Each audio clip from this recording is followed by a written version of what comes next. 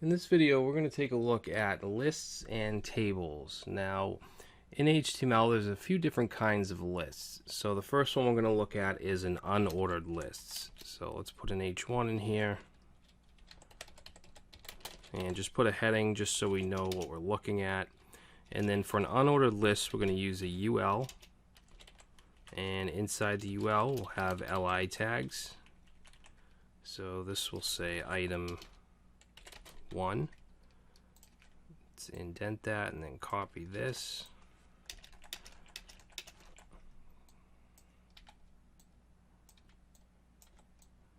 Okay, so if we go ahead and save that and reload, you can see we have an unordered list. Now by default, these are going to have bullet points, and you can use CSS to get rid of these.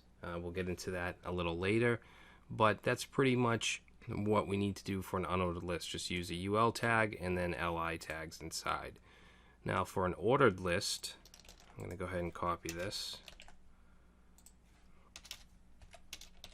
For an ordered list, it's the same thing, except instead of UL, we're going to use OL. Okay, so if we go ahead and save that and reload, you can see the ordered list actually has an order. It has numbers. Alright, we don't have to actually include the numbers. It does that on its own. Alright, and then the next type of list is a description list. So let's go ahead and copy that. And description list.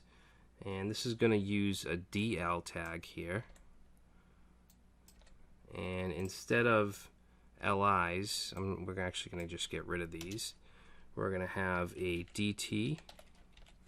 Whoops, I don't want that. We're going to have a DT tag. And let's say coffee. And then under the DT, we'll have a DD tag. And we'll say black hot drink. Okay, so we're describing it. And let's copy this. And for this, we'll say milk.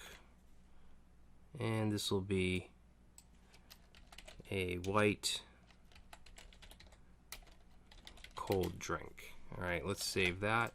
And if we reload, you can see our description list. We have an object or a word here, coffee, description, black hot drink, milk is a white cold drink.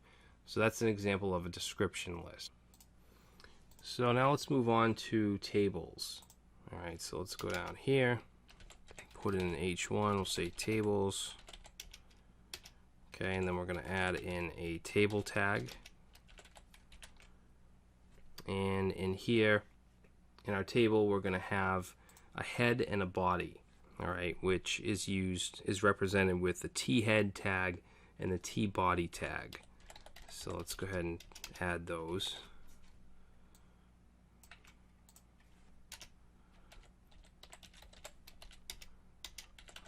Okay, now in the head, we're going to put in a table row, a TR. And then these are going to be headings because this is the head area. So for a heading, we want to use TH. So let's say name,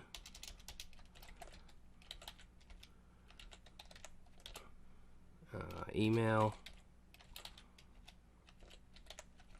and phone. Okay, so we have our headings. And then in the body, we're also going to have a TR. Except in here, we're not going to have headings. We're going to have columns, which are represented with a TD tag. Okay, so we'll say John Doe. Email, we'll say jdoe@gmail.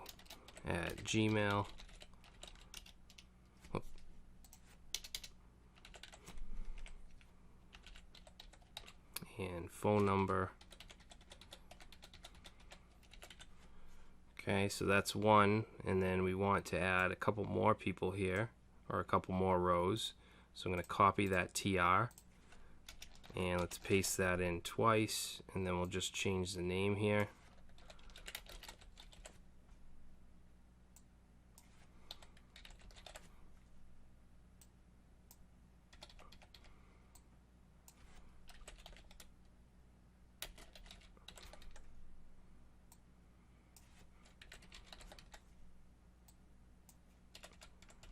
All right, so let's go ahead and save that and reload.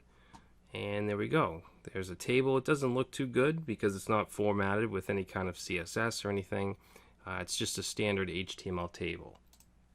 Now there are some things we can do without having to use CSS. So let's say we want to align these headings to the left. We could actually go into our TR right here in the T head and say align equals left. Save that, and now you can see it's pushed over to the left. And if we wanted to give it a background color, we could use BG color red. Reload. Okay, you can see it gives it some color. If we want to make these wider, these columns, we could do that. So if we go into our TD right here, I'm sorry, our TH, and say width, we'll say width equals 400. Save that, and you can see that widened it out. We can do that for these as well. We'll say 300 for these two. Reload, and there we go. So there we have a table.